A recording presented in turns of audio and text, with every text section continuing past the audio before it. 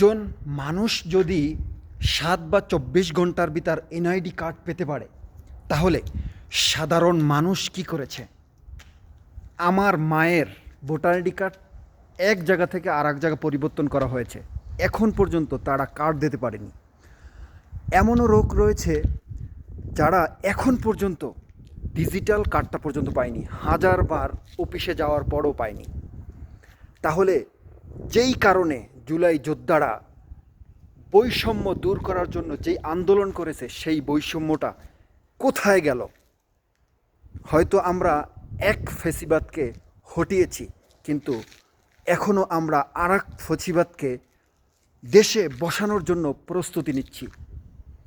সরকার কি মেসেজ দিতে যাচ্ছে একটা দলের প্রতি এত স্বজনপ্রীতির?